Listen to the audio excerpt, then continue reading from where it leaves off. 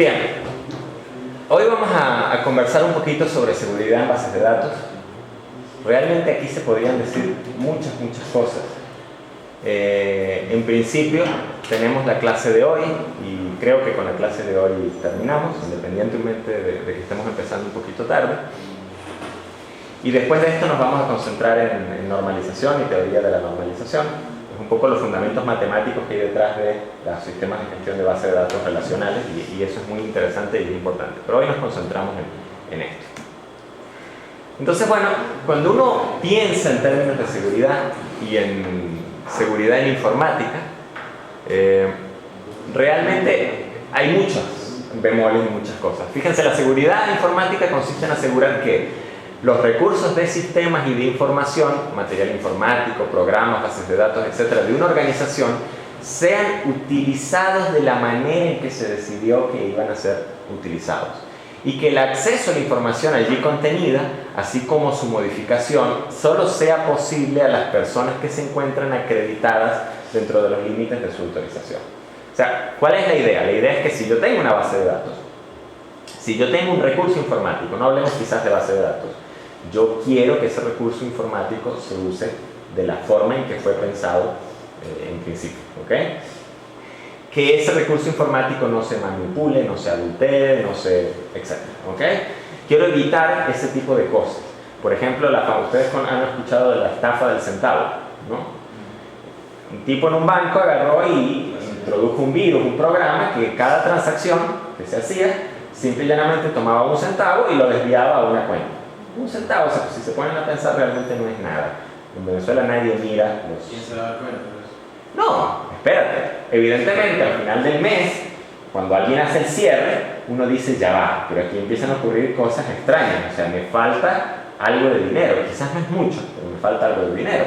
Entonces la gente empieza a tracear ese algo de dinero y eventualmente se van a dar cuenta de dónde fue ese centavo. Eventualmente alguien se da cuenta que de todas las transacciones se movió un centavo, etcétera, etcétera, etcétera. Pero para cuando descubres eso, el tipo que plantó el virus o lo que sea, está, no sé, en las Islas Bahamas, tomándose una piña colada con todo el dinero en una cuenta en algún paraíso fiscal. Vale, por favor niños, no hagan esto en casa. Las probabilidades de terminar preso también son muy altas. Pero lo que trato de decir, o sea, fíjense, eso es un ejemplo muy interesante de el mal uso, digámoslo así, de un recurso. Entonces, cuando uno hace software y cuando uno hace este tipo de cosas, uno quiere que esos recursos y que ese software que uno hace se utilice bien. Y buena parte del esfuerzo que uno pone en un trabajo lo pone en ese sentido. Obviamente hay distintos niveles de seguridad. Me explico. Si en alguno de los juegos web que están ustedes haciendo o en Magic Root hay algún jugador que descubre un hack y, no sé, encuentra la manera en Code Solid de ganar siempre las batallas o de obtener algún tipo de ventaja, ok, vamos a tener problemas. Vamos a tener problemas porque los clientes, los que pierden frente a ese jugador, se van a molestar y así un montón de cosas, ¿ok? Por ejemplo, en estos días escuché que los juegos de póker, ustedes saben que hay póker en línea, ¿no? Y la gente invierte dinero real allí. Entonces ahí se están generando problemas porque hay gente que está jugando con bots, ¿no? ¿Qué significa que estén jugando con bots? Bueno, que en lugar de estar jugando ellos, tienen un programa que está jugando por ellos, ¿ok? Y evidentemente un programa que tiene mucha capacidad de cálculo, que sabe contar cartas, etcétera, y que puede agarrar y puede decir cosas como, por ejemplo, tomar decisiones como quédate o pasa la jugada, o sea, no apuestes más, quédate, muestra, todas las cosas del póker en función de ciertos cálculos matemáticos. Y incrementa considerablemente la probabilidad de ese jugador de ganar. Pues fíjense, hay un problema serio, ¿ok? ¿Cómo detecto, cómo diferencio un bot de alguien que no es un bot? ¿Vale? Y eso sucede en muchos juegos, ¿no? Entonces, si el dueño, por ejemplo, de ese casino virtual o lo que sea, no toma medidas, lo que va a empezar a ocurrir es que los jugadores se van a empezar a retirar y el negocio se va a caer. Lo mismo nos va a pasar a nosotros en el juego, si nos hackean el juego eventualmente, los clientes se van a cansar y etc. Pero si eso sucede, por ejemplo, en una aplicación tipo Kadibi, o en una aplicación tipo la de Onidex, o en una aplicación tipo Seniac, es grave. Si yo voy a registrar mis impuestos, por ejemplo, y encuentro un hack que simple y llanamente vuela de la base de datos a todos los contribuyentes, ups, tenemos serios problemas, ¿ok? O si en un banco, por ejemplo, el sistema, ¿quiénes tienen aquí cuenta mercantil y utilizan todo uno? Ok, bueno, los que utilizan ese sistema, sepan que ese es posiblemente uno de los sistemas más seguros que hay en Venezuela, ¿ok? Lamentablemente no está hecho aquí, ¿ok? Pero lo que trato de decir, o sea, los tipos tienen que pensar en todas las posibilidades, en todas las posibles puertas traseras y formas de entrar y formas de hackearlo, porque es grave. Si alguien se hackea ese sistema es realmente grave lo que puede suceder, ¿ok? Entonces, la seguridad es un poco eso, y cuando uno desarrolla aplicaciones, desarrolla software en general o software de ese tipo, la seguridad es algo muy amplio. No quiero adelantarme porque hay varios factores que podemos conversar. O sea, fíjense, por ejemplo, hay un primer factor que es el factor físico, ¿sí? O sea, los servidores o nodos de cómputo donde está el sistema de gestión de base de datos o donde está el software en general, pues tienen que estar protegidos frente al acceso de extraños. Básicamente, una máquina frente a la cual uno puede tener contacto es una máquina hackeada, así de simple. Le pueden poner todos los sistemas de seguridad que quieran a una máquina, que si ustedes tienen acceso físico a la máquina, la pueden hackear. ¿Quién se ha olvidado alguna vez de la contraseña no sé, del Linux y no ha podido entrar? ¿Saben cómo hackear eso? Uno mete un CD de Linux, bootea, ¿ok? Desde ese CD monta la partición que está en disco, altera la clave desde allí y listo, ya pueden entrar. Entonces, si tienen acceso físico a la máquina, la pueden hackear. Entonces, la primera, digamos así, medida que uno tiene que hacer es proteger esos servidores del acceso físico, ¿okay? El aspecto humano, o sea, el personal encargado de los servidores y el personal que está encargado de la seguridad, etcétera, tiene que ser personal calificado y de confianza. Entonces tiene que ser personal que esté de alguna forma, que sea anti-sobornos o anti-ingeniería social. ¿Cómo hacen ustedes que la gente sea anti-soborno? Bueno, en principio le pagan bien, la monitorean, ponen 2 corresponsables, etcétera. Hay muchas maneras quizás, eso es lo de menos, ¿no? Y ingeniería social, por ejemplo, es aquello de que, no sé, a ver, yo lo voy a decir de una forma muy pictórica. Ustedes van a un banco y siempre los atiende el mismo cajero, la misma cajera. Entonces, ¿qué hacen? Le llevan un caramelito, le guiñan el ojo, etc. Y llega un momento en que cada vez que van al banco, la cajera los ve y les dice, pasa, y entonces no hace cuál. Eso es ingeniería social. Ustedes llegan a una empresa y quieren tener acceso a alguna zona restringida, por ejemplo. Entonces, ¿qué hacen? Empiezan a charlar con la secretaria, o se visten de repartidor de flores, o lo que sea, y eventualmente logran tener acceso. Hay firmas que se dedican completamente a eso, o sea, se dedican o sea, digamos así, véanlo como una forma honesta de ejercer la estafa profesional, ¿vale? Que lo que hacen es, o sea, tratan de digámoslo así, entrar en sitios donde no deberían tener acceso y, bueno, o sea, qué sé yo, entran y dejan una tarjeta debajo de la maceta del gerente del banco. Entonces, si logran dejar la tarjeta debajo de la maceta del gerente del banco, el gerente del banco, créanme que va a estar muy interesado en saber cómo lo hicieron, ¿no? Y entonces, bueno, contratan a firmas para que hagan este tipo de cosas. ¿Y qué hacen eso? Pues sobornan, dejan caramelitos, le guiñan el ojo al recepcionista, a la recepcionista, ¿no? En fin. Entonces, bueno, hay que estar preparado para que ese tipo de cosas pueden suceder, ¿no? Miren, hay cosas tan tontas como, por ejemplo, el tipo que los está atendiendo tiene un terminal, por ejemplo, y atrás de él hay una ventana que refleja o un vidrio que refleja, y entonces fácilmente uno puede ver lo que el tipo está viendo en el terminal. Y a lo mejor está viendo información a la cual yo no debería tener acceso. Entonces, esos son aspectos de seguridad. La red, por ejemplo, en la que opera el sistema de gestión de base de datos, en la que operan los sistemas, pues debe tener las protecciones correspondientes y debe ser segura. De nada me sirve a mí tener servidores seguros, de nada me sirve a mí tener un factor humano seguro, si la red por la cual se comunica todo realmente no es segura. ¿Okay? Por ejemplo, una lección que yo quizás nunca olvidaré cuando vi redes, no sé si ahorita mostrarán ese tipo de cosas, pero ustedes tienen, no sé, un servidor FTP, por ejemplo, y tienen un cliente FTP. Uno agarra y se conecta con el cliente, mete un login, mete un password y se conecta al servidor FTP y se bajan las cosas. Si no tienen el login y el password, no se puede conectar. Entonces, ¿qué hace uno? Uno pone en alguna máquina de la red un programita que se llama un sniffer, y el sniffer lo que hace es que dice, bueno, todos los paquetes que vayan a esa máquina, usted se encarga de obtenerlos y me los da. Entonces, claro, evidentemente todo el tráfico de red uno básicamente lo puede ver. Y cuando uno hace esa conexión y mete el login y mete el password y se conectan al otro lado y uno tiene ese sniffer y uno ve el password plano viajando por la red, y ve el login plano viajando por la red. Si sabes qué buscar, te estás robando un login y password, ¿ok? Entonces, bueno, eso hoy en día es bastante difícil, ¿ok? De hacer, o sea, en ese sentido, ¿no? Hay un montón de cosas, ¿no? Cifrado de datos, firewalls, switches, o sea, una buena arquitectura de red, etc. Pero lo que les digo, o sea, de nada sirve tener una red segura, de tener todos estos factores, el físico y el humano asegurados, si la red no es segura, ¿ok? El sistema operativo. De nada me sirve tener un sistema de gestión de base de datos seguro, una red segura, un acceso físico seguro, si resulta que el sistema operativo que tengo es vulnerable a virus, a hacks y a ese tipo de cosas, ¿no? Entonces eso es importante tenerlo.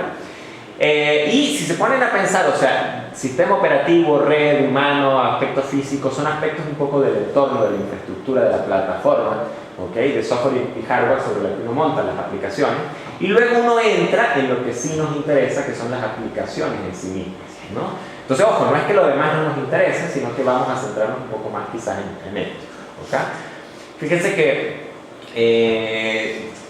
voy a ir de abajo hacia arriba, en realidad deberían estar al revés, o sea, voy a decir, la base de datos debe ser configurada con roles, con privilegios, con permisos adecuados para evitar que sucedan o que existan accesos malintencionados. O sea, debo tener una base de datos, en el caso de que es lo que nos interesa, fundamentalmente que sea segura y que esté bien blindada, digámoslo así, bien protegida contra accesos no autorizados. Y el software que voy a desarrollar también, que utilice esa base de datos, también tiene que estar protegido contra accesos no autorizados. ¿Bien? Por ejemplo, les voy a poner un ejemplo muy crítico, muy tonto, ¿no? Había una aplicación en la que alguna vez trabajamos, esto se salía de mi control, obviamente, yo no lo podía cambiar, pero que el password de administrador de la aplicación estaba en código, en una cadena de caracteres. ¿Sí me sigue? Entonces, ¿qué es lo que ocurre? Uno compilaba la aplicación y el password estaba siempre en una cadena de caracteres. Alguien que sospechase eso, que tuviese ciertas luces al respecto, podía tratar de compilar eso, podía tratar de buscar las cadenas de caracteres de la aplicación, etc. Y eventualmente podía llegar a dar con el password y ganar privilegios de administrador. Entonces, eso es un ejemplo de un software, de una aplicación que no es seguro. Un ejemplo de un software, de una aplicación web que no es segura, por ejemplo, es aquella que hace solo validaciones en JavaScript. ¿Por qué? Porque si yo valido solo en JavaScript y no valido en servidor, pues perfectamente puedo desactivar el JavaScript, mandar una petición envenenada y, digámoslo así, corromper los datos de la base de datos, corromper los datos de la aplicación. Entonces, ese tipo de detalles hay que tenerlos en mente. Los protocolos de autenticación, no pasar los passwords planos por la red. Entonces, hay toda una serie de protocolos que uno utiliza para garantizar que la autenticación es segura. Y además, si uno encripta el canal de comunicaciones, pues está, digámoslo así, garantizando esa seguridad. Hoy, por ejemplo, César de Magic Root, en ingeniería de software, me hizo una pregunta, o sea, ¿puedo yo guardar el estado del tablero del juego? Aun cuando eso realmente le corresponde a Rafael en la máquina de estado, o en el tablero, o en lo que sea. Y la respuesta es sí, tú puedes guardarlo, pero tú no puedes hacer que las reglas del juego, o sea, dependan de eso. Tú puedes guardarlo para hacer cálculos tuyos en interfaz de usuario, etc. Pero el que tiene la última palabra de qué carta está dónde, no eres tú, es el servidor, porque es el que el cliente, digámoslo así, no puede hackear. El programa que tiene el cliente, que ustedes le dan al cliente, él puede hackearlo, alterarlo, hacer todo lo que ustedes quieran. ¿Okay? Y prueba de eso es la cantidad de juegos en línea que hay, que por más protecciones que montan para evitar que los hackeen, pues siempre terminan hackeando. Los que han jugado Counter, no sé, yo jugué Counter durante algún tiempo, saben que hay bots que apuntan automáticamente. Y hay hacks que le permiten a uno ver a través de las paredes y, bueno, un montón de cosas de ese tipo. Entonces, ¿por qué uno puede hacer eso? Bueno, porque todo ese código de alguna forma está corriendo del lado del cliente y alguien puede hacer ingeniería inversa y alterarlo como quiera, ¿no? Entonces, bueno, el único código del que uno puede confiar es el que está del lado de uno, del lado del servidor. Entonces, el software tiene que estar bien diseñado, eso es el principio fundamental, ¿no? En ese sentido. Y bueno, ahí viene, de nuevo les digo, o sea, el problema de dónde implementar la seguridad. O sea, uno debería implementar la seguridad en el sistema de gestión de base de datos, a nivel de aplicación, etc. Y eso viene mucho al dilema cuando hablamos de los checks. ¿se acuerdan? Dijimos que uno podía ponerle a una tabla, a un atributo, un check. Entonces le decíamos, bueno, asegúrese que la fecha tal sea menor que la fecha tal, ¿ok? Pero eso a la hora de quizás implementar interfaz de usuario es un poquito incómodo porque uno tiene que capturar, cuando uno trata de insertar un registro, uno tiene que capturar que eso se estrelló. Uno tiene que ver el mensaje del sistema de gestión de base de datos, que muchas veces no es muy amigable, determinar el error y generar un mensaje quizás mucho más bonito para el usuario, ¿no? Entonces hay gente que, por ejemplo, no pone checks a nivel del sistema de gestión de base de datos, sino que hace las validaciones a nivel de aplicación. No en el cliente, pero en el servidor a nivel de aplicación. Esa es quizás la estrategia más barata, porque hago validaciones solo en un lugar, ¿ok? Entonces, bueno, ¿dónde poner las validaciones y los checks? Donde puedan. O sea, siempre, si pueden poner checks del lado del cliente, del lado de la aplicación, del lado del sistema de gestión de base de datos, si tienen el presupuesto para hacer eso, háganlo y pónganlos en todos y cada uno de los sitios. La pesadilla allí es mantener todo en sincronización, de alguna forma. O sea que si hay una regla que dice que tal valor no debe ser igual a 0, pues esa, digámoslo así, esa regla debe ser igual en el cliente, en la aplicación y en la base de datos. Me van siguiendo la idea, ¿no?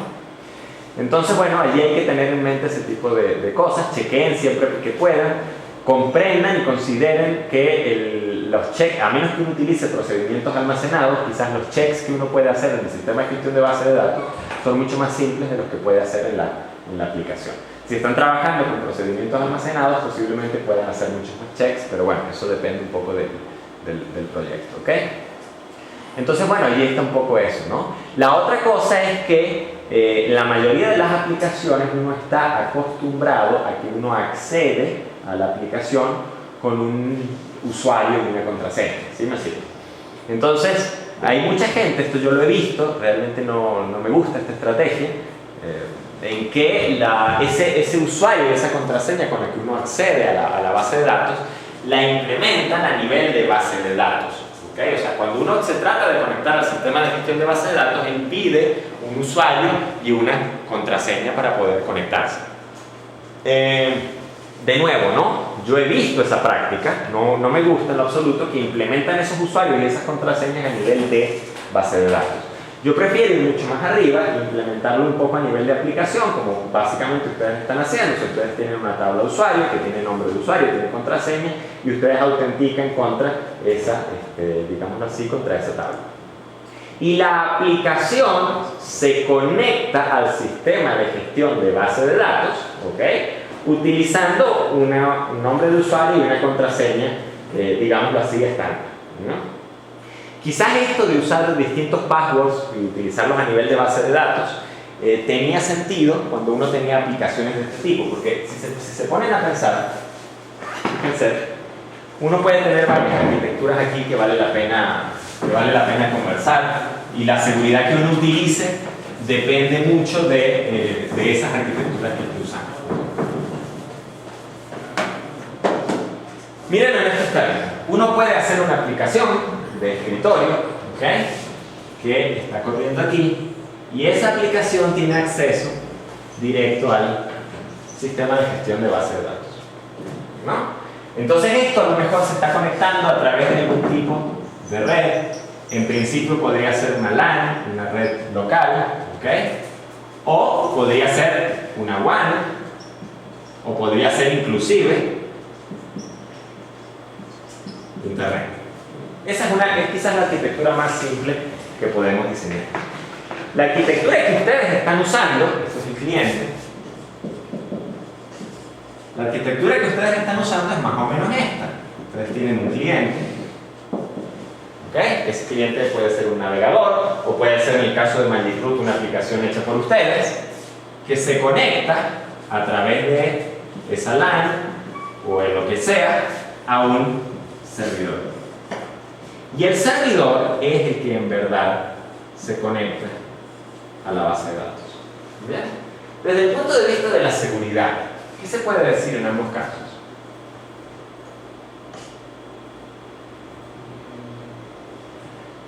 Bueno, allá yo puedo ver el tráfico en el de arriba. Puedo ver el tráfico que pasa por la LAN y, o sea, puedo hackear muy fácil, ¿no? ¿Y en cambio abajo? También puede ver. la lógica del servidor y no me deja hacer muchas cosas. Fíjense en algo. Todo se trata de qué estoy exponiendo. ¿Bien? Aquí arriba, lo que estoy exponiendo al exterior es el sistema de gestión de base de datos. Aquí abajo, lo que estoy exponiendo al exterior es la aplicación. ¿Ok? Entonces, el sistema de gestión de base de datos es un sistema que en principio me permite hacer operaciones de tipo genérico, de tipo general sobre los datos que tengo. ¿Vale? Mientras que la aplicación es un componente de software que lo que me permite hacer son operaciones muy particulares sobre la información y aplicaciones que están muy restringidas a reglas específicas. Entonces, generalmente no es buena idea exponer el sistema de gestión de base de datos a la gran red, ¿ok? Uno tiene los sistemas de gestión de base de datos bien guardados en una red privada, bien escondidos detrás de todos los mecanismos de seguridad particulares y detrás de la aplicación. O sea, en pocas palabras, tengo una capa adicional, los que están viendo ingeniería de software, piénsenlo como una arquitectura por capas, tengo una capa adicional que puede añadir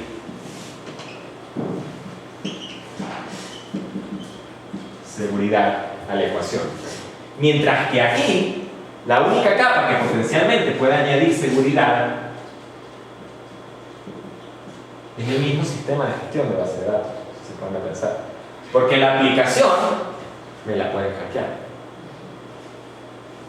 muy fácilmente.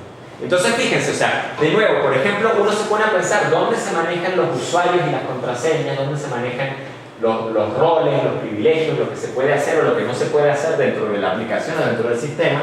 Manejarlo aquí en el cliente, en esta arquitectura, sería un suicidio, porque el cliente me lo puedo hackear. Entonces uno tiene que bajar, digámoslo así, al manejo de seguridad propio que tiene el sistema de gestión de base de datos. Entonces los roles, los usuarios, etc., en el caso de la estructura de arriba, se manejan aquí en el sistema de gestión de base de datos. Mientras que en el caso de la estructura de abajo, yo no dependo tanto de ese manejo de roles porque lo puedo manejar perfectamente aquí en la capa de aplicación. Me siguen un poco la idea, ¿no? Entonces, ¿qué es lo que sucede? Es lo mismo como, y de nuevo, estas son perspectivas. Yo tengo la perspectiva más de desarrollo de software que de administrador de bases de datos. ¿Ok? Entonces, mi perspectiva tiende a trasladar la mayor parte de la carga, digamos así, a la aplicación, y a mí me gusta manejar la seguridad de la aplicación. Quizás un administrador de base de datos tenga otra perspectiva y tienda a gustarle bajar un poco más las cosas al sistema de gestión de base de datos, ¿no? Entonces fíjense que los usuarios y las contraseñas, por ejemplo, los estamos manejando en estos momentos nosotros a nivel de la capa de aplicación. O sea, tenemos una tabla de usuario que tiene nombre de usuario, tiene contraseña, y cuando queremos autenticarnos lo que hacemos es que vemos si esas contraseñas cuadran según algún protocolo de algún tipo. En este caso lo estamos haciendo muy simple, ¿ok?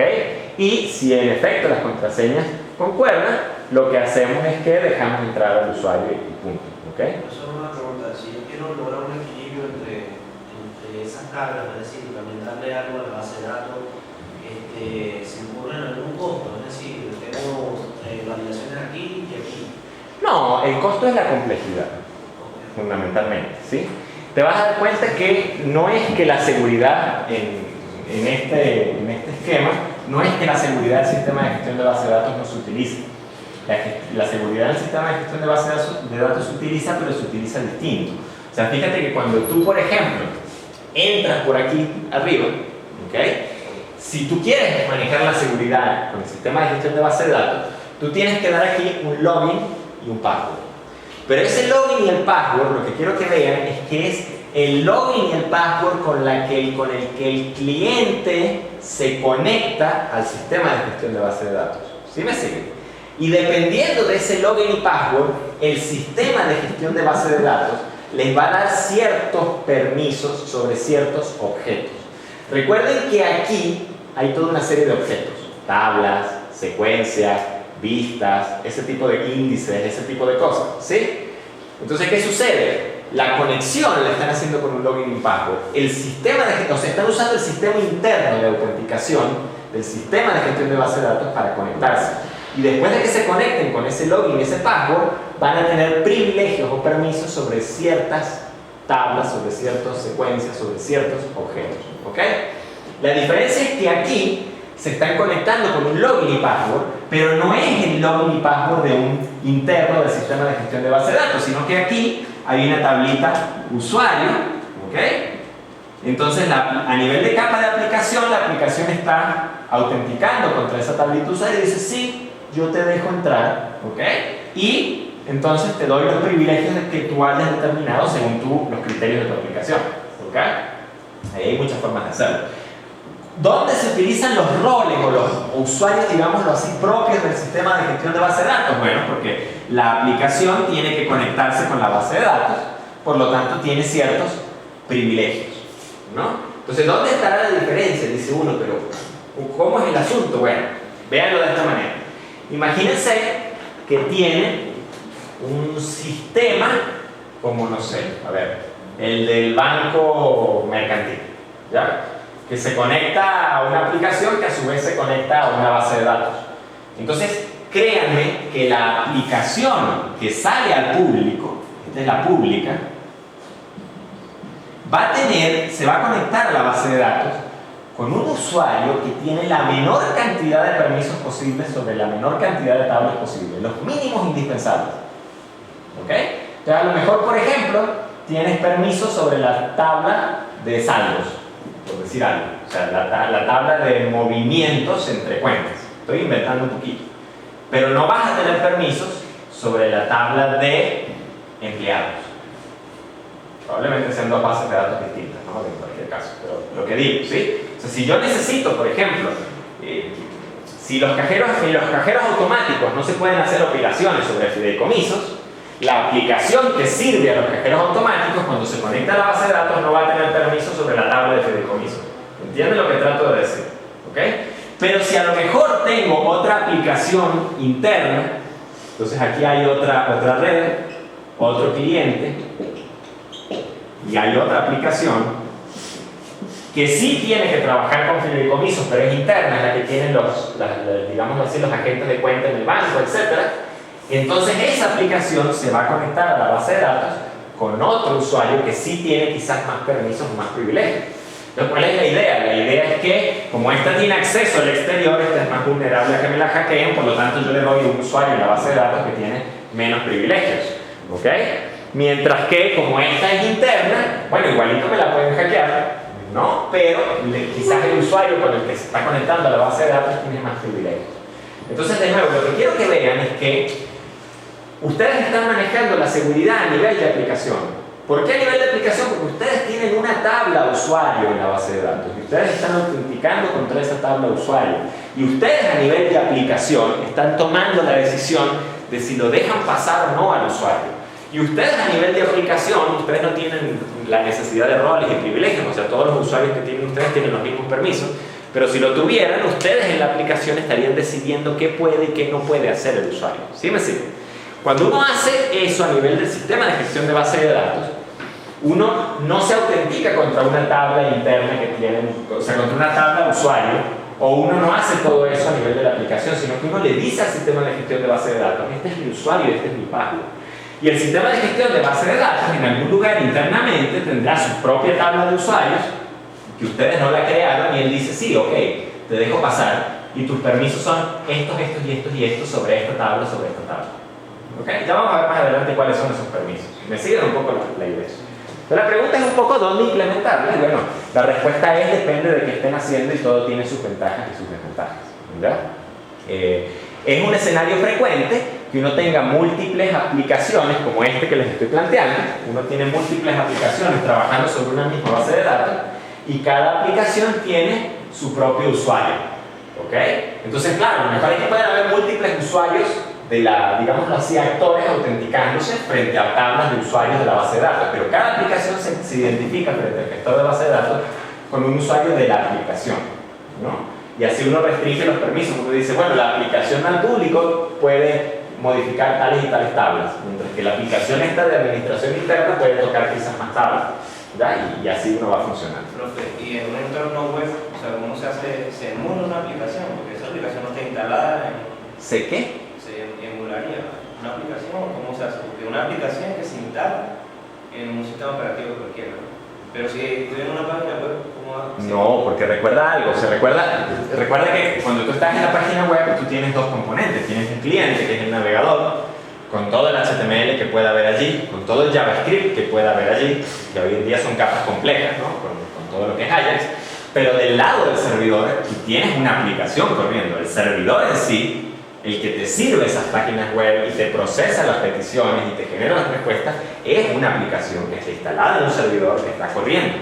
¿Sí me sigue? Claro, no es una aplicación en el sentido tradicional de que tú lo instalaste en tu computador local haciendo siguiente y etc. El concepto de aplicación web es ese. Tú instalas en tu computador un navegador. Cuando tú tienes un navegador, tú te conectas a un servidor que es el que te muestra la paginita web. O sea, la aplicación existe, solo que no está en tus dominios, no está en tu computadora, está corriendo en un servidor. Por eso es que uno confía, digámoslo así, en el código que está aquí, mientras que no confía en el código que está corriendo del lado del cliente. Porque el código que está corriendo el cliente lo puede adulterar. Mientras que el código que está corriendo aquí, no hay manera de que el cliente lo adultere. ¿Ya? Sí, te resuelve la duda. Sí, lo que pasa es que, bueno, o sea, al principio me había confundido que si es una aplicación, pues, cualquier página web puede tener su aplicación interna. Entonces, ahora, si es una aplicación, si no tiene aplicación, quiere decir que está en un servidor local, algo así. Claro, o sea, fíjate, a ver, imagínense esto, vamos a seguir con el ejemplo bancario, ¿ok?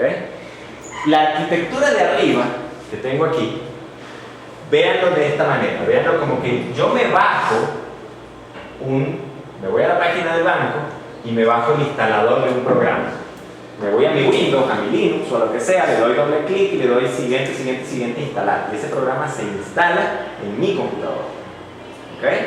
Yo corro el programa y lo que sucede es que el programa se conecta directamente a la base de datos del banco. La base de datos del banco está expuesta en internet, lo cual es un suicidio, pero bueno, o sea, la aplicación se conecta directo a la base de datos. En ese caso la aplicación está corriendo en tu máquina. El banco lo único que está haciendo es exponiendo la base de datos. ¿Sí me sigue la idea? ¿Ok? Entonces ese es el esquema de arriba.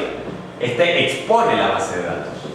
En la situación, por ejemplo, de Banco Mercantil y de la mayoría de los sistemas web de bancos hoy en día, lo que sucede es que la aplicación está corriendo en un servidor del banco y está publicada en internet. Tú tienes acceso a un servidor web en internet. Entonces tú tienes el navegador, lo único que tú tienes, el único código que está corriendo en tu sistema es el navegador, que es una aplicación para navegar de propósito general, ¿no? Así es.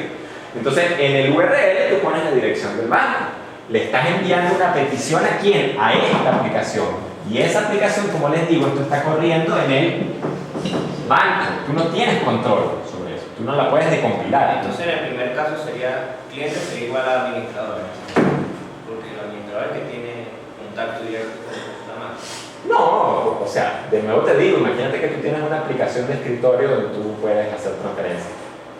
Pero el banco te está abriendo la base de datos, está exponiendo la base de datos.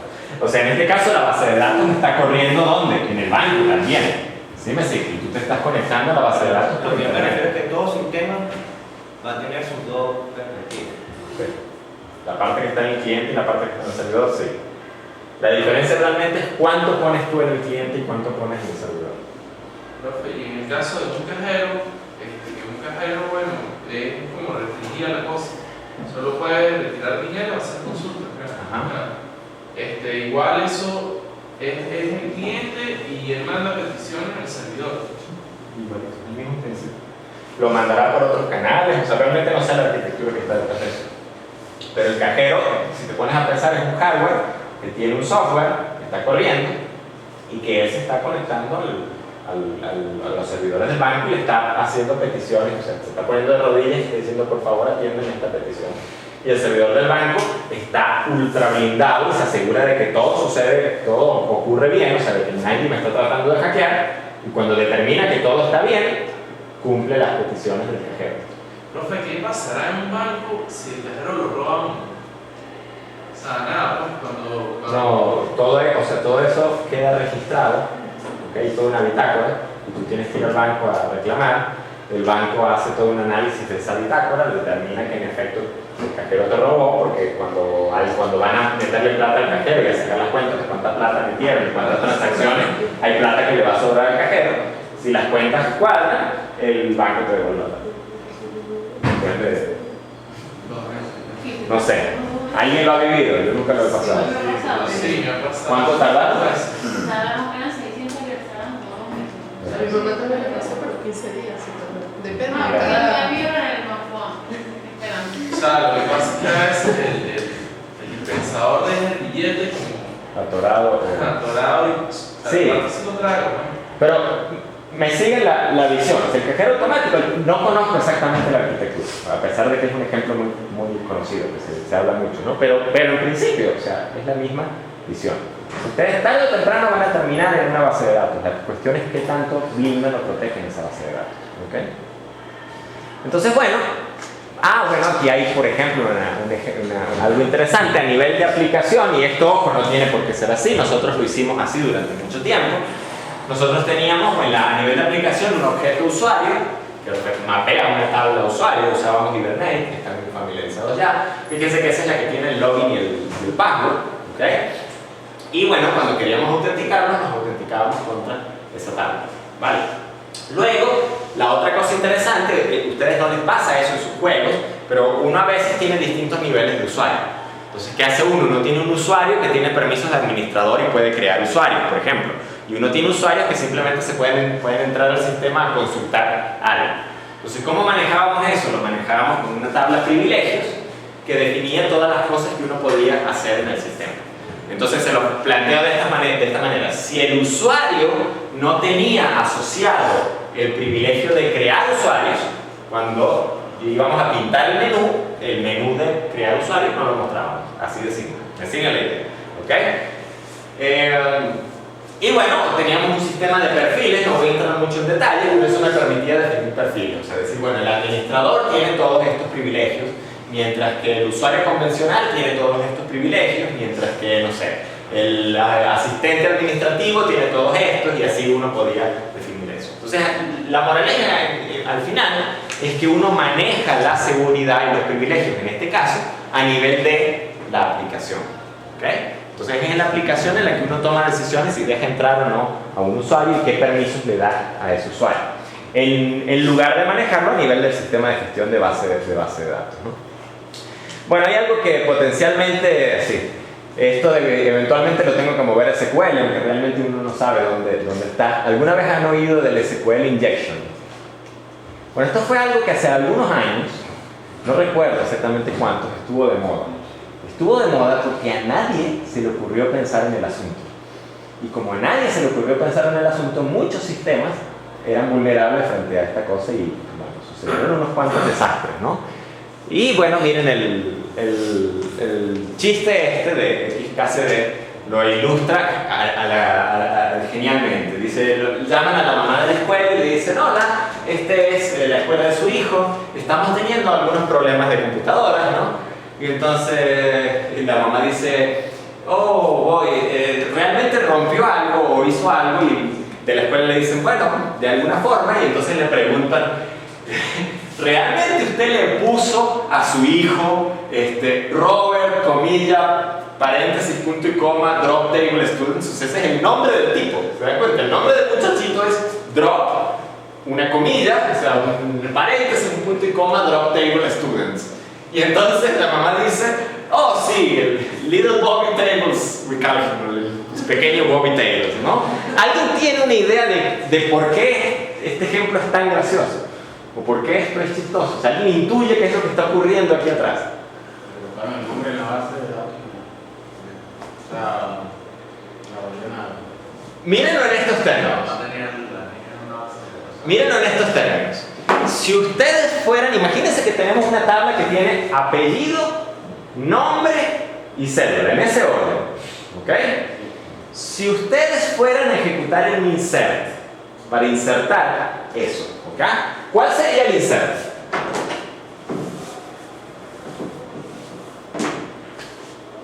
Insert into, por ejemplo, students, ¿ok? Es el que está usando ahí, students, values, y aquí uno pondría el apellido, ¿ok?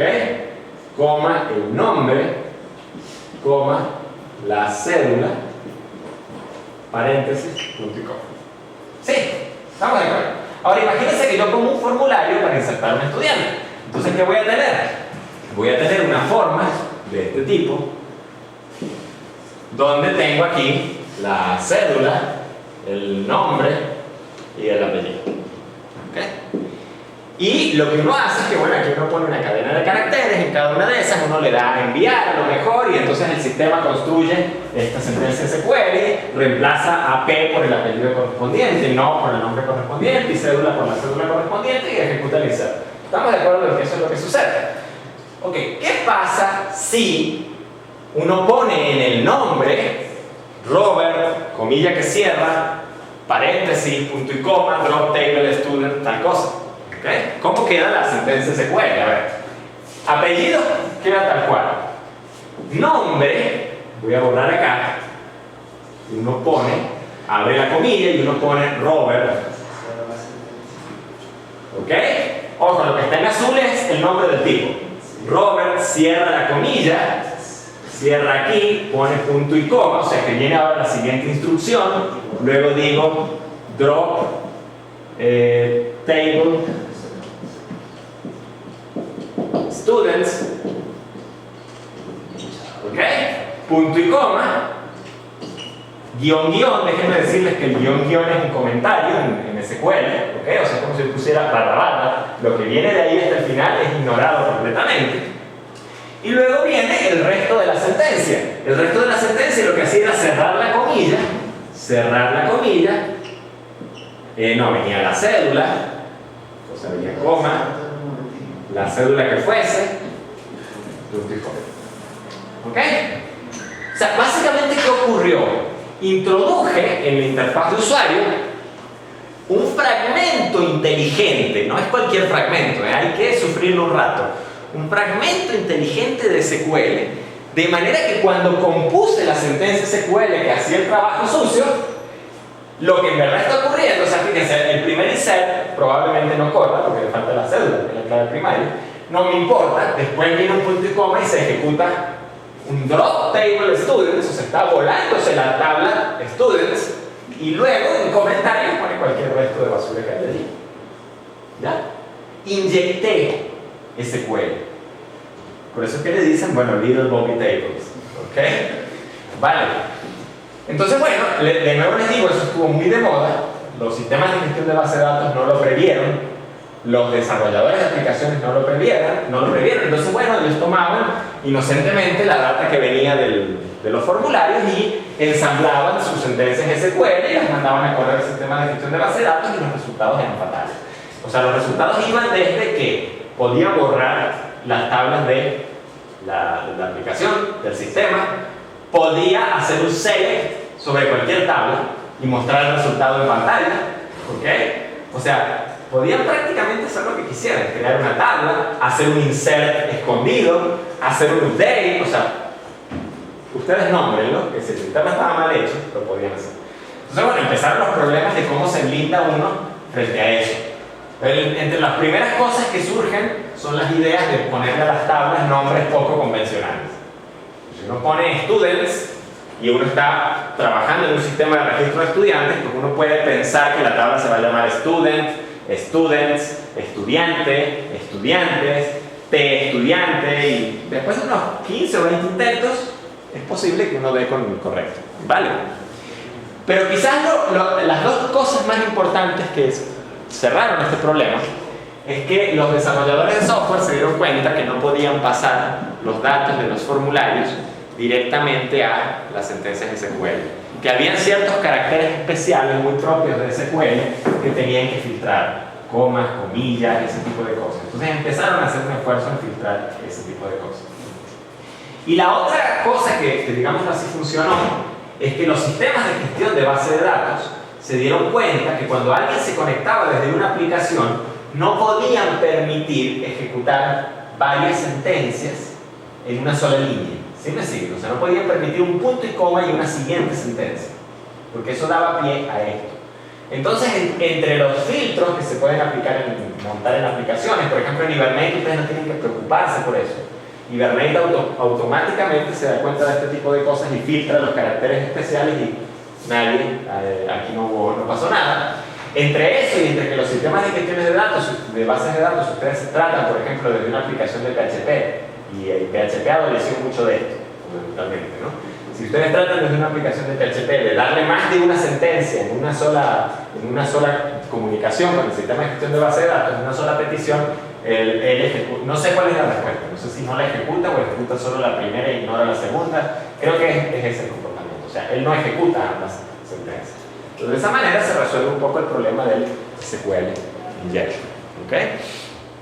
Y ojo, ¿no? Después del SQL injection vino el HTML injection, el JavaScript injection, y etc. Por ejemplo, imagínense que ustedes tienen un blog y que el blog tiene una sección de comentarios donde alguien pueda escribir un comentario, y yo en ese comentario escribo un HTML. O sea, en el comentario escribo, por ejemplo, ¿quiénes conocen lo que es en HTML un iframe? ¿Alguien sabe lo que es un iframe? Bueno, un iframe es un tag en HTML, uno le dice src y le da un URL, por ejemplo google.com o algo así, ¿ok? Y él lo que crea es básicamente, si ustedes tienen una página y meten un iframe, es como si estuvieran creando un frame que dentro carga este URL. Están cargando la página principal y adentro están cargando la otra página. Entonces yo puedo perfectamente en un comentario, en un blog, por ejemplo, escribir algo, poner un iframe y poner allí un código en JavaScript o poner algo que redireccione a mi página. Entonces todos los usuarios que entren ahí van a ser redireccionados automáticamente a mi página. Me hackeé, secuestré de alguna forma ese blog, ¿se dan cuenta? O pude poner HTML y JavaScript que me viniera en gana. Entonces normalmente eso, o sea, inténtenlo si quieren, pero es muy difícil que eso funcione hoy en día porque la gente se dio cuenta y lo que hacen es que filtran los caracteres especiales del HTML, el menor que, el mayor que, de manera que cuando lo van a mostrar, ustedes pueden mostrar el carácter, pero no están generando el HTML como tal, entonces no están hackeándolo de esa forma. ¿Me siguen cuál es la idea, no? Pero bueno, fíjense, o sea, son tonterías en el fondo. SQL injection, HTML injection, son ideas ingeniosas, pero fíjense lo que puede pasar, ¿okay? Entonces este es un ejemplo, son dos ejemplos muy pequeños de lo que uno se puede encontrar a nivel de seguridad, ¿ya? Y de cómo le pueden secuestrar una página. Entonces hay que programar bien, si uno quiere que las cosas funcionen, ¿no? Si no quieren encontrarse un día que abren su página y terminan, no sé, en una triple X o qué sé yo, donde pueden terminar, ¿no?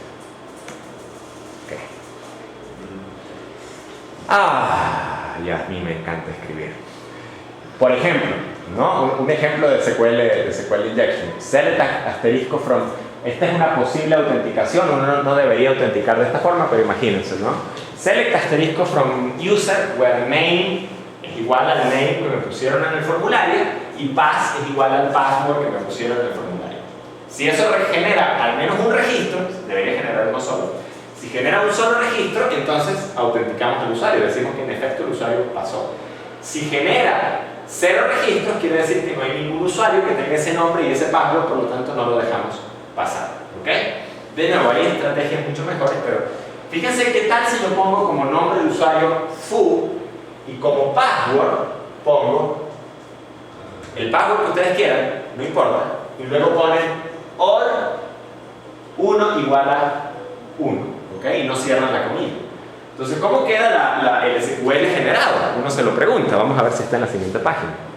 ¿Okay? Queda select asterisco from user where name es igual a foo and password es igual a whatever, no me interesa, o 1 igual a 1, y resulta que 1 igual a 1 siempre es verdadero, así que eso siempre va a retornar un registro. ¿Cuál registro? El registro cuyo nombre es foo. Entonces, si ustedes meten eso en el password y están programando de esta manera y no están blindados contra SQL injection, es como si el password no existiera. Van a poder simple y llanamente entrar al sistema. Vale. No sé si alguien tiene alguna pregunta al respecto. De nuevo, mientras más pasa el tiempo, cada vez es más difícil encontrar sistemas que uno los pueda reventar de esta forma, ¿no? No digo que no existen, ¿ya? De hecho, cuando uno tiene, a mí me pasó, o sea, que teníamos un par de aplicaciones corriendo y uno tiene los logs del sistema, no me acuerdo de qué era, si del Apache, del sistema de gestión de base de datos, etc. O sea, no recuerdo. Lo que sé es que veíamos en los logs qué es lo que los usuarios estaban escribiendo y en los cuadros de diálogo, etc. Y era muy cómico porque uno veía los logs toneladas de inventos de este tipo, o sea, cosas que completaban en cadenas de SQL y yo decía, ah, mira, me están atacando, me están lanzando SQL y yo decía, déjalo que sigan. No. Entonces, bueno. Ahora resulta mucho más gracioso el chiste, por cierto. Volviendo al tópico de seguridad, esto sigue siendo seguridad, de alguna forma. En los sistemas de gestión de bases de datos, y no creo que terminemos hoy por viendo la hora, hay distintos tipos de seguridad. ¿Okay? Fíjense que de nuevo, ¿no? La idea del concepto de seguridad se refiere a proteger los datos frente a usuarios que no estén autorizados, ¿no? Y definir estrategias que permitan establecer qué usuarios pueden acceder a qué datos. Este es un poco el principio. Entonces, los tipos de seguridad discrecional, obligatoria y seguridad en sistemas estadísticos, ahorita vamos a ir trabajando un poquito en cada uno de estos temas, ¿okay? Y entrar un poco en detalles, ¿no? Yo voy a empezar con seguridad discrecional, que es, digámoslo así, la estrategia o el sistema más común de seguridad que tienen los sistemas de gestión de base de datos. Postgres lo usa, Oracle lo usa, MySQL lo usa, etc.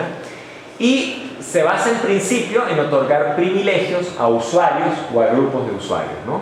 En los que se incluye la capacidad de tener acceso a tablas, registros, campos, etc. para insertarlos, modificarlos o actualizarlos. O sea, básicamente yo digo cosas como autorízame al usuario X, quien quiera que ese sea, a realizar consultas en filas de la tabla A.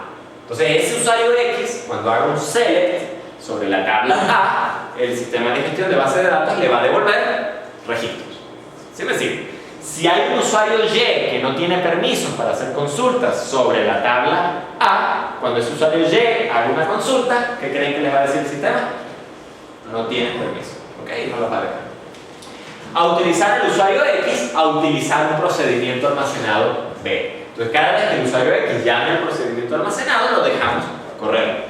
Cuando llame el procedimiento almacenado de un usuario Y que no tiene permiso, simplemente le digo, epa, mira tú, ¿sabes qué? No tienes permiso. Entonces, el principio de seguridad discrecional es fundamentalmente ese. Entonces, uno puede, y ojo, ¿no? Aquí la terminología se vuelve una pesadilla, una verdadera pesadilla. Varía de sistema de gestión de base de datos en sistema de gestión de base de datos y puede ser confuso. Entonces hay que tener realmente cuidado y hay que, cuando uno va a usar un sistema de gestión de base de datos, darse una leidita del manual. Uno ya tiene los conceptos básicos para, ok, así es como lo hace Sybase o así es como lo hace Oracle o quien quiera que sea. Por ejemplo, Postgres define roles, define grupos, o sea, define unas estructuras un poco complejas. MySQL es más simple. Entonces yo puedo decir cosas como estas, por ejemplo. Yo defino el grupo 1 y el grupo 1 tiene permisos sobre la tabla 1, la secuencia 2 y la vista 1, y ya vamos a ver qué papel juegan las vistas, por ejemplo, en la seguridad, ¿no? Y uno dice, ok, ahora el usuario 2 y el usuario 1 pertenecen al grupo 1. Por lo tanto, todas las cosas que se supone que el grupo 1 da permiso, la pueden hacer el usuario 1 y el usuario 2. Me van siguiendo un poco la idea y la visión. Entonces, ¿qué ocurre? Si el usuario 1 hace una consulta sobre la vista 1, el sistema de gestión de base de datos se lo va a permitir porque él pertenece a un grupo que tiene permiso sobre una vista. Y así sucesivamente, ¿no? Entonces, como les digo, las vistas son herramientas para controlar seguridad. Ahora más adelante conversamos de eso. ¿Por qué son herramientas para controlar seguridad? Miren, esto es un caso muy típico. Imagínense que ustedes están, no sé, CENIAL. Van a desarrollar una aplicación particular para CENIAL. CENIAL necesita un módulo web que permita mostrar, no sé, información fiscal del contribuyente. Abren la licitación. O sea, ¿qué necesitan? Una paginita Ustedes meten la cédula y les dice el RIF es tal y el nombre del contribuyente es tal, la dirección es tal. Estoy inventando. Vale, me siguen la idea. Ahora, CENIAT ya tiene toda su infraestructura, o sea, tiene todas sus bases de datos donde ellos revisan la información fiscal, la almacenan, traducen las planillas, aunque ahora todo eso se hace electrónico, gracias al cielo, etcétera, etcétera, etcétera, etcétera. ¿Ya? Entonces ellos tienen las bases de datos y contratan una empresa externa para que haga ese trabajo. Ellos tienen sus centros de datos blindados, bien seguros, etcétera, y tienen sus servidores donde tienen sus sistemas de gestión de base de datos. Entonces viene el momento de la verdad. ¿Cuál es el momento de la verdad? Cuando ustedes le dicen al administrador de base de datos, ajá, pero para yo hacer el trabajo, para poner esa paginita que muestre eso, yo necesito tener acceso a los datos del sistema de gestión de base de datos. Los datos donde está la información fiscal de todos los contribuyentes. ¿Se dan cuenta de lo delicada que es esa información? De lo peligroso que es tener acceso equivocado a esa información. ¿Qué hace el administrador de base de datos? Dice, ok, ¿qué dato es el que tú necesitas? Entonces uno dice, bueno, yo necesito tener la cédula, porque la consulta va a ser por cédula, y necesito tener el RIF asociado a esa cédula, el nombre del contribuyente y la dirección fiscal del contribuyente. ¿Sí me sigue? Entonces el administrador de base de datos dice, ok, uno, yo ni loco te voy a dar acceso completo a la base de datos. Ni loco, ¿ok? Lo que sí puedo hacer por ti, les va a decir es, te voy a crear una vista donde en esa vista yo te voy a dar la cédula, el RIF, el nombre de la persona jurídica o natural y la dirección fiscal. ¿Sí me siguen? ¿Se acuerdan qué eran las vistas? Desde el punto de vista del que hace una consulta a una vista, eso funciona como que... ¿Qué eran las vistas? ¿Cómo, profe? Por ahí va, pero no. ¿Ah? Yo era como una teoría como la tabla, pero exacto. Una tabla virtual. Una tabla virtual basada en una consulta. O sea, básicamente, yo podía agarrar, yo podía decir create view vista 1, ¿bien? Y luego le decía haz y le pasaba una consulta. Entonces, ¿qué es lo que ocurre? Desde el punto de vista del que está mirando la vista desde afuera, valga la redundancia, ¿ok? La vista se comporta como una tabla. O sea, el tipo puede hacerle consultas a la vista. El tipo puede decir select asterisco from vista, select columna from vista, select from vista cruzado con esto, lo que el tipo quiera sobre esa vista, el tipo lo puede hacer. Pero en el fondo no es una tabla, ¿sí me siguen? Es que cada vez que alguien hace una consulta sobre la vista, lo que está sucediendo es que por detrás, transparente y automáticamente y mágicamente, se está ejecutando esa consulta. ¿Bien? Entonces habíamos dicho que eso tenía ciertos inconvenientes. Por ejemplo, yo no puedo insertar en una vista, ni puedo actualizar en una vista fácilmente. ¿Por qué? Porque los datos que pueden estarse mostrando en esa vista puede que vengan del producto de dos tablas. Entonces, cuando inserta ahí, ¿cómo hace? Puede que no esté mostrando todos los datos, sino algunos. Entonces puede que me falten claves primarias o datos obligatorios, etc. Entonces es difícil plantear eso. Entonces el sistema de administrador de base de datos va a decir, ok, la información que tú necesitas, volviendo al ejemplo del CENIAT, para mostrar lo que necesitas en la página web, es columna A, columna B, columna X y columna Y. La columna A y la columna B viene de la tabla 2. La columna X y la columna Y viene de la tabla 1. Ni loco te doy la columna C, porque eso es información confidencial y no tiene nada que ver con lo que tú tienes que mostrar. Y ni loco te doy la columna Z, porque eso es información también privilegiada que a ti no te interesa. ¿Sí o así? Pero yo no te voy a dar acceso a toda la base de datos. Yo lo que voy a hacer es que voy a, como administrador de base de datos, voy a crear una vista. Entonces creo mi vista con esta instrucción, ¿ok? Que muestra solo las columnas que tú necesitas, ¿vale? Y te voy a crear a ti un usuario que única y exclusivamente sobre esta base de datos tiene permisos para consultar esa vista. ¿Se dan cuenta? Entonces, con ese usuario, el que está desarrollando ese módulo del portal web, no puede acceder al resto de la base de datos. Es lo que decíamos aquí. ¿Se dan cuenta? Ese usuario en particular solo va a poder acceder a esa vista en particular. Entonces ustedes, básicamente, terminaron, si son los que están desarrollando el portal web, con un usuario que se conecta a la base de datos y que puede hacer consultas sobre esa única vista. Es lo único que existe para él. Y es lo único que él necesita. Con esa información, con esa vista, él puede generar los SQLs que le hacen falta para mostrar la información que le están pidiendo. Porque eso se podría tomar, o sea, que si se desloguea, se elimina esa vista, o desde No. el principio podemos crear todas las vistas, a medida que se No, el usuario se crea una vista. Tú creas la vista, o sea, tú estableces ese contrato, entre comillas, tú creas la vista A medida que se vayan haciendo las y le das permisos al tipo. El tipo a lo mejor en la siguiente versión de la aplicación te puede decir, no, yo necesito también el dato W. Y tú como administrador de base de datos le añades a la vista el dato W. ¿Ok? Entonces, eso no ocupa mucho espacio. no, porque en el fondo si te pones a pensar, lo que estás haciendo es ejecutando una columna. Tú no estás duplicando los datos. La vista es una tabla virtual, no es una tabla que tiene registros en disco. O sea, los registros están en disco, pero pertenecen a otras tablas que de por sí ya las tienes que tener. ¿Sí me sigues la idea? ¿Okay? Entonces esa es una manera, por ejemplo, de garantizar esa seguridad. Pero si no se duplican los datos, o sea, ¿dónde se guarda? O sea, nada más voy a tener... Guardas la consulta. Entonces cada vez que tú haces un select sobre la vista, Pero la consulta se guarda en la base como una tabla de consulta, algo así. no, lo que se guarda es el enunciado de la consulta.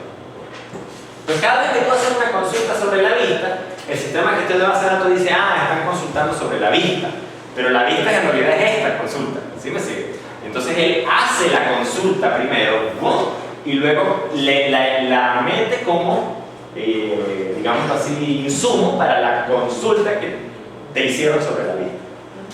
¿Te acuerdas de sus consultas? Sí.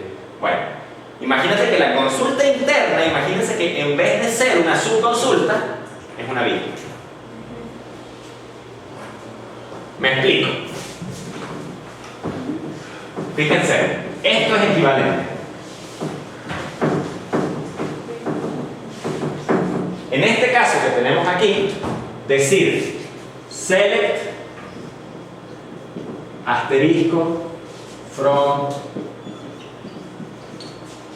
vista 1. Si se guardaran esa subconsulta. Esa subconsulta, si lo vemos así, es como si es lo único que se guardara. Exactamente. Y se guarda la base de datos como si fuese una tabla de consulta. Algo así. Pregunta, ¿cómo se guarda la base de datos? Pero el sistema de gestión sabe que tiene una vista llamada vista 1, que cada vez que la ejecutas tiene que correr esa Y consulta. si uno se mete por un manejador SQL, uno no puede ver esa consulta. Seguramente puedes pedir una descripción de la vista y te va a mostrar la consulta. Pero fíjense, para que quede claro, está claro esta consulta, estoy consultando sobre esa vista. Bueno, esto es equivalente a que yo dijera esto. Select asterisco from qué? Aquí abro paréntesis y aquí coloco from select. Voy a cambiar los marcadores. From select, que estoy seleccionando. Voy a abreviar, columna A, columna B, columna X, columna Y, from tabla 1, tabla 2, y en caso de que haya un where bla bla bla, as vista. ¿Lo ven? Yo hice esta consulta de aquí arriba, pero el sistema de gestión de base de datos dijo, no, pero eso es una vista que está formada por esta consulta. Entonces en el fondo es como si hubiese hecho una subconsulta. Primero hago el select de la vista y después al select de la vista le hago la consulta externa. ¿Ok? Entonces esa es una estrategia. ¿Se les ocurre otra estrategia? Otra estrategia, quizás un poco más primitiva y menos transparente, pero imagínense que yo agarro y yo digo, no, o sea, realmente la data que está en esa base de datos es en verdad crítica. Es tan crítica que yo ni a balazo te voy a dar acceso a esa base de datos. Así de simple, no te voy a dar acceso. Entonces, ¿qué puede hacer uno? Bueno, uno puede hacer esto. Uno puede decir, imagínense que aquí tiene la BD, la base de datos, ultra segura o secreta. ¿Ok? Que es la que quiero proteger. Y resulta que aquí tengo la aplicación. Y definitivamente tengo que cambiar de marcador. No. Aquí tengo la aplicación no segura. Entonces esta es app no segura. El planteamiento es que yo creo una vista en esta base de datos y permito que este señor se conecte con la base de datos ultra segura. Pero si eso todavía no es aceptable, porque no le puedo permitir el conectarse por razones de seguridad, lo que puedo hacer es algo muy simple. Puedo crearle una base de datos no segura, ¿ok?, a la que se conecta esta aplicación, y cada cierto tiempo, esa es la única desventaja, hay un proceso que toma los datos que me interesan de aquí y los vuelca sobre los copias. ¿Se dan cuenta? Sobre la base de datos no segura. Ahí sí hay una copia de datos. Ahí los datos están aquí y están acá también. Y esa copia ocurre cada 5 días, o sea, una vez por semana, una vez por noche, cada 12 horas, no sé, eso depende de los requisitos, ¿vale? El inconveniente es que en efecto hay que crear una copia. El inconveniente es que puede que los datos que están aquí estén retrasados de la realidad ciertas horas. Entonces hay que ver si ese es un precio que se puede pagar. ¿Ya? No sé si alguien tiene algo que me preguntar. ¿Entienden claramente la diferencia de las dos estrategias? La primera, con vista, la aplicación se conecta directamente a esta base de datos, pero está accediendo a una vista que solo tiene los datos que me interesan. Mientras que en la segunda estoy generando una copia de la base, de la información que me interesa, no de toda la base de datos, solo de la información que me interesa. ¿Preguntas?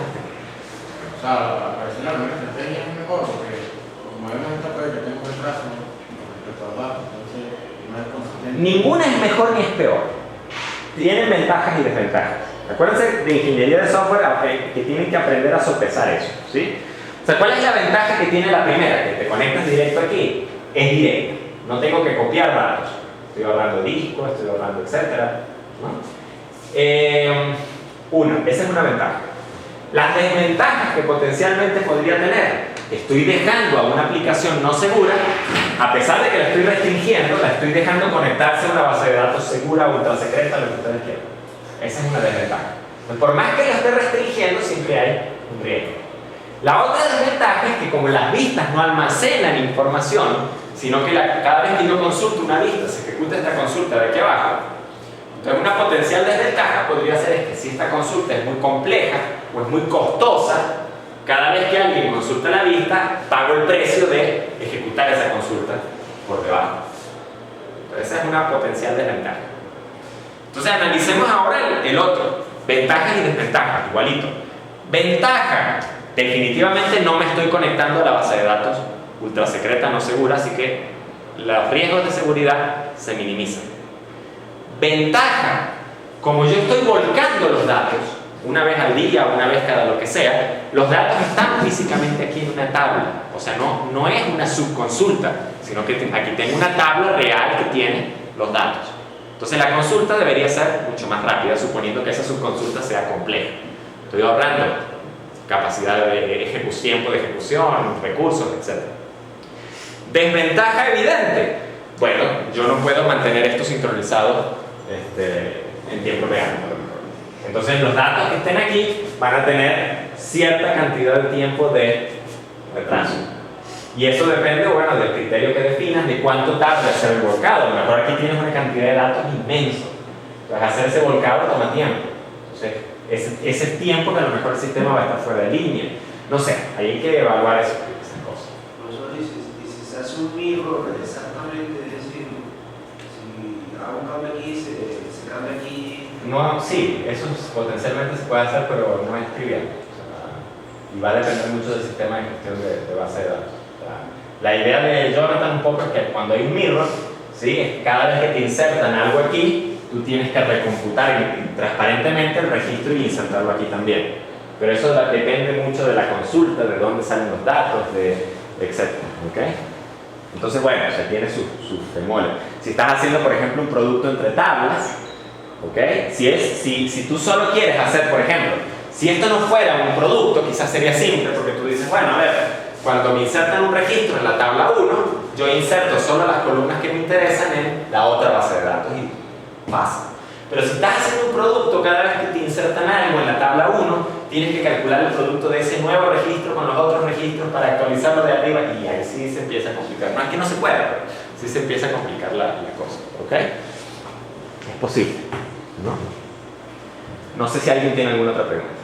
Profe, ¿sabe que en el caso que, bueno, lo más importante de una base de datos yo creo que sería mantenerla activa todo el tiempo? Porque, o sea, ya a mí me ha pasado que, por ejemplo, uno está insertando una base de datos y se va a dar, la base de datos queda corrompida, yo sé que ejecutar un comando que si repair table, no sé qué, repair data, y cada cierto tiempo hace limpiar, creo que hay un comando que se llama clean. Sí, esas ya son características más del administrador, digamos así, de la base de datos. Claro, no pudiese poner eso de manera automática cada cierto tiempo que haga eso, pero... Sí, pero eventualmente o sea, cuando tienes bases de datos grandes o importantes o lo que sea, normalmente vas a necesitar una persona dedicada solo a eso. ¿Al mantenimiento? Solo al mantenimiento, sí.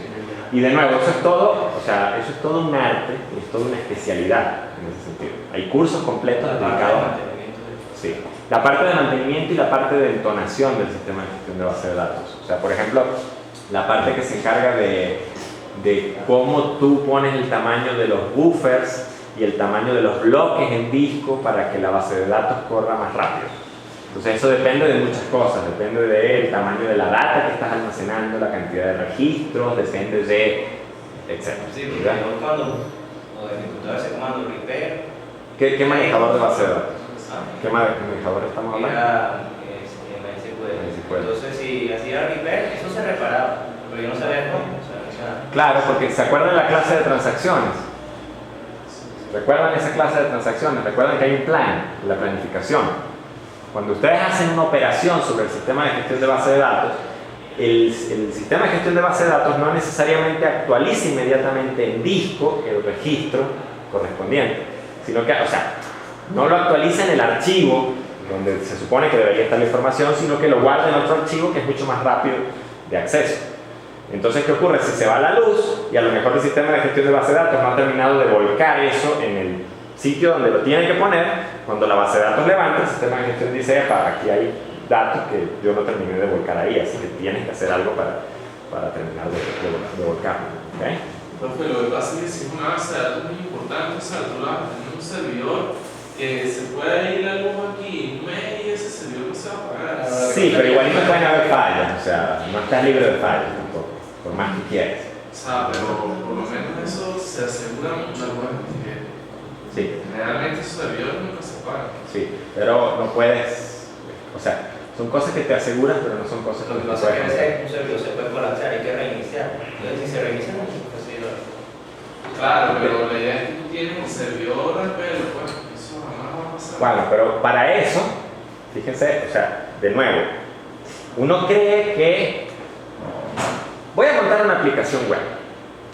Hagan ese experimento. Entonces digan, no, yo voy a agarrar un servidorcito en la facultad, lo voy a conectar a la red, le voy a instalar Linux, le voy a montar Apache, le voy a montar una base de datos y voy a montar la aplicación web. Uno cree, si lo monté bien, eso debería funcionar bien. ¿Se dan cuenta? Resulta y pasa que cuando van a ver, mantener ese servidorcito funcionando, con la red adecuada, con etcétera, es mucho más trabajo de lo que ustedes creían. ¿Por qué? Porque se dan cuenta que hay mucha gente tratando de hackearles el servidor desde distintos lugares.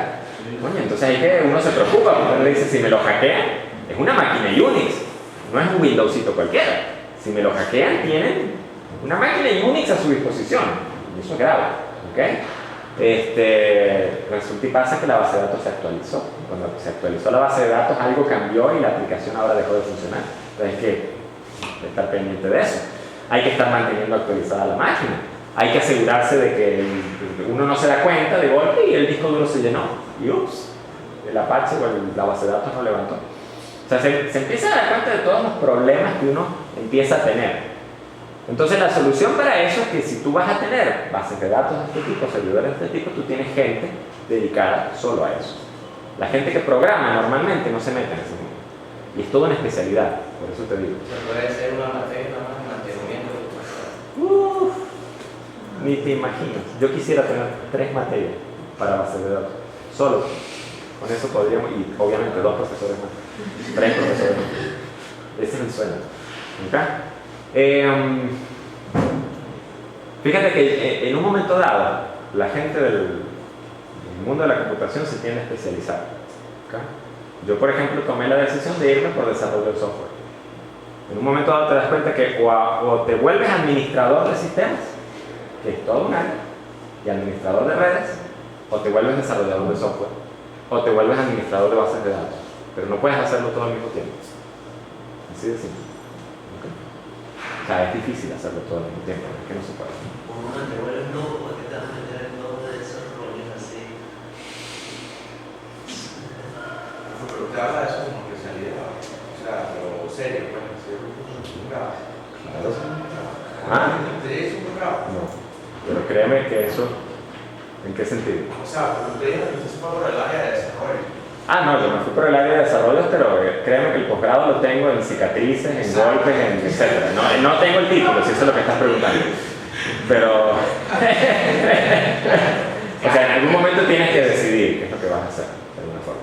Conozco gente, conozco colegas que se han ido por la otra área, tampoco han hecho posgrado, pero han trabajado tanto con eso que, bueno, los tipos lo manejan muy bien, ¿no? Igualito con el área de redes, o sea, todo un mundo, ¿no? Que te metes ahí y no sales. No, pero deberían haber posgrado en eso. Sí, Los hay, créanme que los hay. No aquí en la ULA, lamentablemente, pero los hay. ¿Okay? Oracle, por ejemplo, tiene toda una batería de cursos solo para la parte de DBA. Cuestan dinero, ¿no? Pero tienen.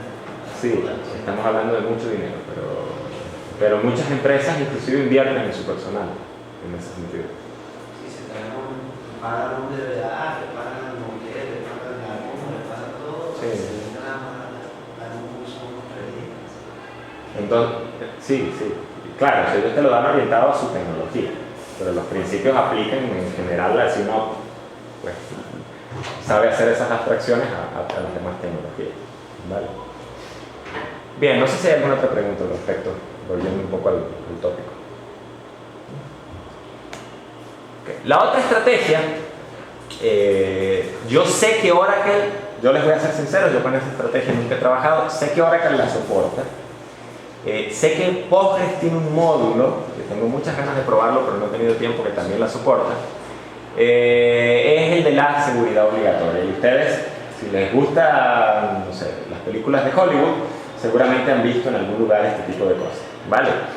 ¿En qué consiste esto? Consiste en imponer seguridad de múltiples niveles, clasificando los datos y los usuarios en varias clases o en varios... Ya, ¿cómo estamos de tiempo?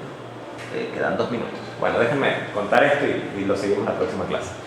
Clasificando los datos y los usuarios en varias clases o niveles de seguridad, de manera que aquellos puedan acceder a los datos según tengan el nivel necesario o no el dato. Entonces ustedes ven en las películas, por ejemplo, que el tipo dice algo así como que necesito tal información, pero la información es nivel 1 y yo soy nivel 5. Entonces tiene que hackearse algo para tener un nivel 5, le roba la tarjeta de acceso a alguien que tiene nivel 5 y va y hace lo que tiene que hacer y obtiene. ¿Sí?